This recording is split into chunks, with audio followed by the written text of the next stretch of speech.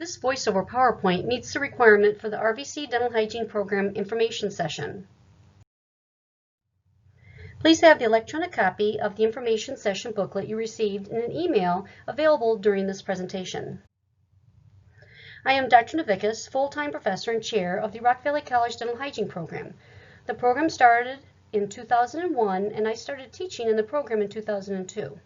I became chair in 2004. I actually attended RVC many years ago and earned an Associate of Science degree. I then transferred to the University of Iowa and earned a Bachelor of Science in Dental Hygiene. I worked full-time in a dental office for 7 years before teaching in the program. During my tenure at RVC, I continued my education and earned a Master of Science in Dental Hygiene from the University of Missouri, Kansas City. The terminal degree in dental hygiene is a master's, yet I wanted to continue my education. I then earned my Doctor of Health Sciences degree from A.T. Still University, which focused on interprofessional collaboration to improve patient outcomes. This has allowed me to incorporate what I learned to improve our program. Before delving into the booklet, I wanted to describe the history of dental hygiene. A dentist by the name of Dr. Alfred C. Phones trained his cousin to provide preventive dental hygiene care on children. His cousin, Irene Newman, was the first dental hygienist. So much has changed in the profession of dental hygiene over the past 100 years. Hygienists are well respected by the public, yet many do not understand all the services that we can provide. When you decided to pursue dental hygiene, you probably told your friends and family. I'm sure they were excited by your news, but also may have mentioned that they could not work in someone's mouth or in their personal space, or clean teeth every day. Well, there's so much more that hygienists provide to the public. You will notice on page 3 of the information session booklet the many skills and services that hygienists provide to the public. We provide life-saving oral cancer screenings.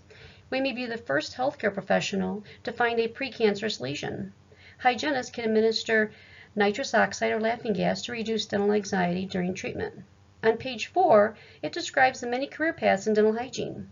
Our students earn an Associate in Applied Science in Dental Hygiene from RVC, pass clinical and computer licensure exams, and work in private practice for many years until they retire.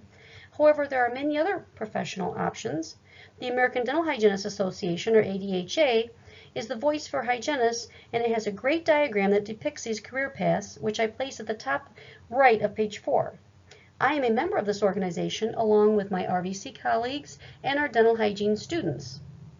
This organization has collaborated with the Illinois Federation of Teachers, or IFT, giving the Illinois Dental Hygiene Association, which is the state component of the ADHA, more lobbying money to help Illinois hygienists keep the skills they have worked so hard for and to help pass legislation that has allowed hygienists to utilize their skills to the fullest. For instance, we have general supervision in Illinois now, which allows hygienists to treat patients of record even when the dentist goes on vacation. Our Dental Hygienists Association has supported these legislative milestones. Members also receive a magazine, journal, and multiple discounts, such as car rental and hotel discounts, even car, life, and liability insurance. In addition to the clinician career path, another option is administrator, which typically requires a master's degree or higher. An educator can teach clinic and lab with an Associate in Applied Science degree and clinical experience.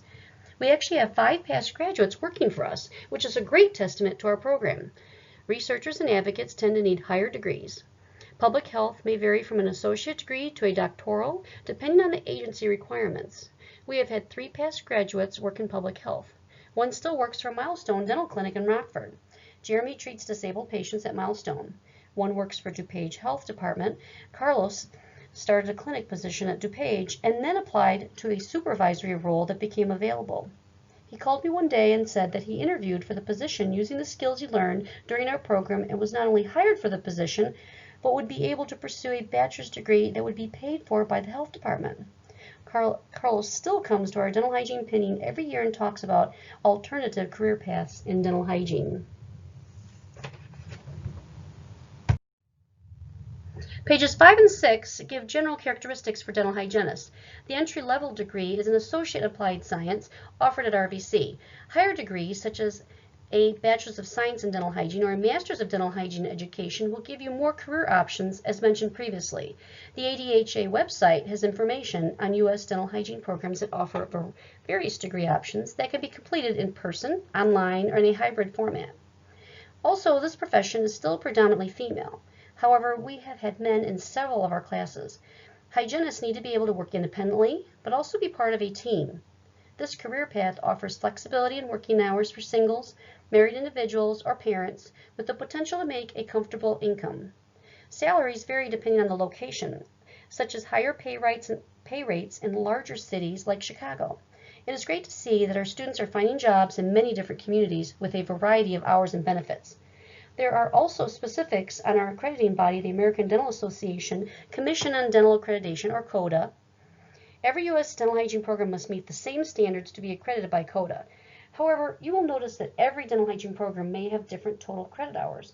Even though all programs must have standardized curriculum, they may assign the number of credit hours slightly differently. For example, one program may have 4 credits for a clinic course, and one program may have 5 or 6 credits. As for licensure, students will complete 2 exams. The computerized exam is accepted by any state and asks questions back to anatomy and physiology, which is why we have a 5-year completion requirement for anatomy and physiology too. The dental hygiene courses build on each other and need a current science and biology background to be successful. All the requirements for the program are for the benefit of the students to improve their chances of graduating and passing the licensure exam to ultimately become licensed and able to practice dental hygiene. February 15th. A maximum of 20 students are accepted every fall semester. The prerequisites listed on page 7 are RVC courses. It is important to work with our Allied Health Academic Counselor, Amanda Lonsway, to make sure you are taking the correct courses if you are completing the prerequisites at another college or university. Be sure that you transfer courses you have completed to our records department so that Amanda can make sure you are on track to applying by the deadline. The records department will communicate via email and request that you confirm you will be attending RVC. Otherwise, your transcripts will not be evaluated. Once your transcripts are evaluated, Amanda can determine if you have completed the correct prerequisites. The co-requisites should be completed before applying. Admission into the program is based on a point system. Students earn points for higher prerequisite GPA, completion of co-requisites with higher grades. Students with the highest points are accepted. Please note the disclaimer on the bottom of page 7 regarding Blackhawk Technical College. The A&P courses at Blackhawk do not meet the RVC requirements. Page 9 summarizes specifics about our program. We accept 20 students each fall, as I mentioned earlier. The number of students is dictated by the number of faculty who teach clinic courses. CODA mandates a 1:5 faculty to student ratio in radiology lab and clinic courses. We accept students who have all pre- and co-requisites completed first. We then accept students who may be finishing admission requirements on a conditional basis. After the 20 students are chosen, we place students on an alternate list. We typically have between 20 to 30 students on the alternate list. We often have to ask alternates to join the program because some original admits may change their mind or their financial situation may have changed. For whatever reason, we then go to the alternate list. Lastly, students who do not meet the admissions requirements will receive a denial letter. If you are not accepted and wish to reapply next year, be sure to submit a new application so that we have your current contact information. The rest of page 8 explains how the admissions committee chooses students. As explained earlier, it is point-based, and students who earn higher GPAs and higher grades in pre- and co-requisites will be chosen first. Page 9 is a reminder that you should submit a new application if you reapply next year, and also notify students of admission penalties for in-person information sessions. The last part of page 9 is only for students who have been enrolled in another dental hygiene program and had to leave on good standings. If this does not apply to you, then just cross out or ignore number 6.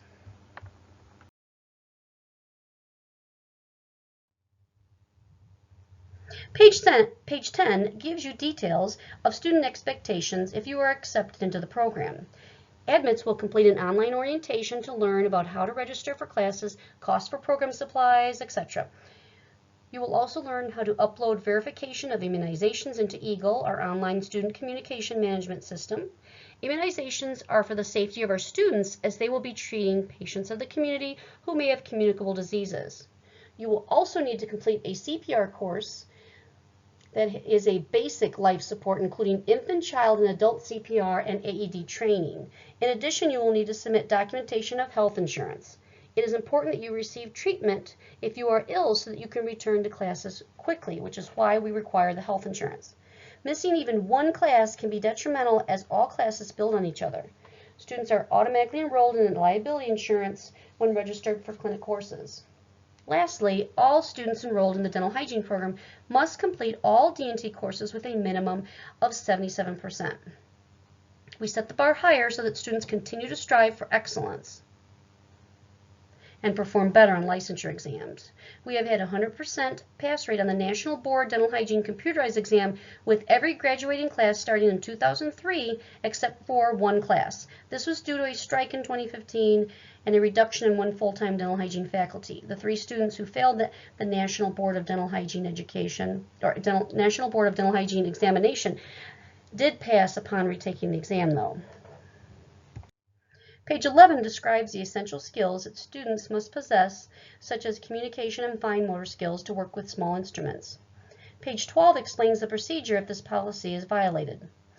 For example, we had a past student that English was not the primary language. The student could not effectively communicate with faculty, peers, and patients, which created safety concerns.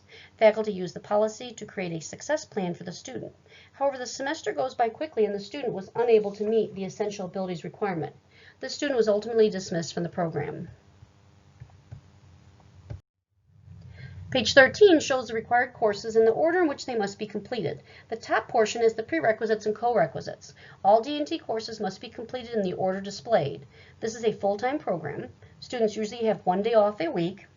There are no weekend or night classes. We recommend that you do not work or keep your hours to a minimum less than 20 hours. Working will make it harder to focus on the course requirements. There are many opportunities for financial aid listed on the next page. Page 14 gives an approximation of the program costs. You can see that this will be an investment of time for yourself, family, and friends. As mentioned previously, keep work to a minimum. We understand that some may need to work, but remember that you will need time to concentrate on coursework. 2 years will go by quickly and is a short time compared to many years one can work in dental hygiene. You will notice that the fees are slightly higher for allied health programs, especially for dental hygiene. CODA requires 1 faculty to every 5 students in clinic and radiology lab, and every faculty is registered or licensed, which warrants higher lab fees for dental hygiene courses.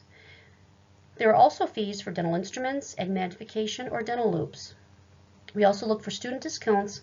Even the loops are discounted. If you were to purchase these after you became registered, you would pay double. I always encourage students to take advantage of their student status, from buying a car to going to see a movie. The worst they can say is no, but you never know unless you ask. Don't forget the information below to search for financial aid. The American Dental Hygienist Association, or the ADHA, and the American Dental Education Association, as well as the American Dental Association, occasionally have scholarship opportunities as well. Page 15 has the program mission and vision statements, as well as the competencies or behaviors students will meet prior to graduating. The goal is to become a competent clinician and find employment in dental hygiene. Page 16 details the bloodborne pathogens policy, which is required by CODA. All healthcare fields have a risk for potential communicable diseases when working with bodily fluids such as saliva and blood. D&T coursework prepares students to keep this risk to a minimum. For example, in D&T 104, Preclinic Lab, students learn how to disinfect operatories and the order of donning gloves, masks, goggles, and gowns. Even how to safely carry contaminated instruments to the sterilization room and process them safely to keep the risk to a minimum.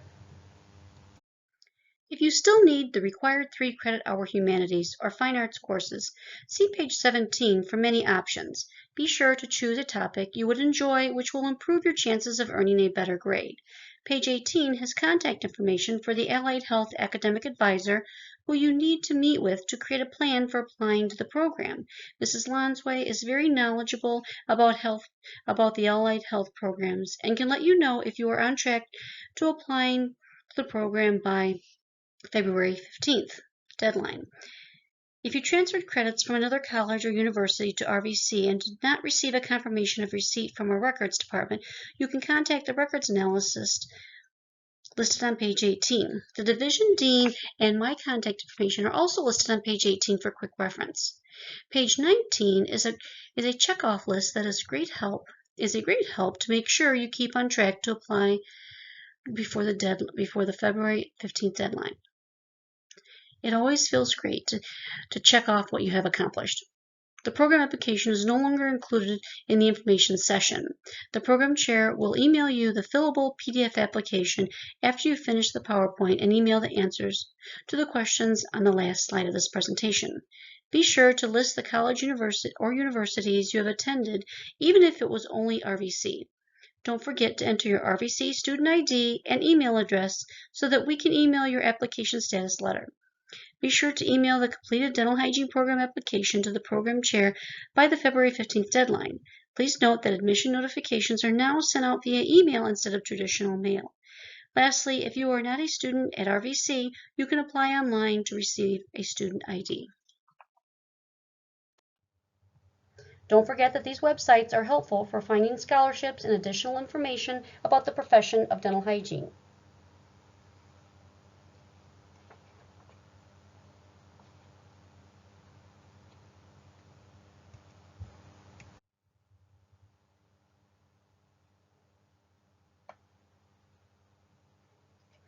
Slides 15 through 18 describe how you can access a virtual tour of our clinic.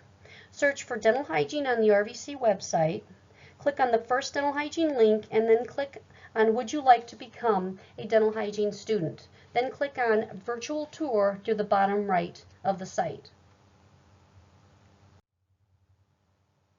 And here on this slide, click on dental hygiene, and then you'll see there's where you click on Would you like to become a dental hygiene student? And then on this slide is where you would click on the virtual tour. In order to receive credit for watching this voiceover PowerPoint presentation, you must email the answers to the 5 questions on this slide to me at m.navickas@rockvalleycollege.edu. You could also email me any questions that you might have about the program. I wish you the best in pursuing a career in dental hygiene. Thank you for watching and listening to this voiceover PowerPoint.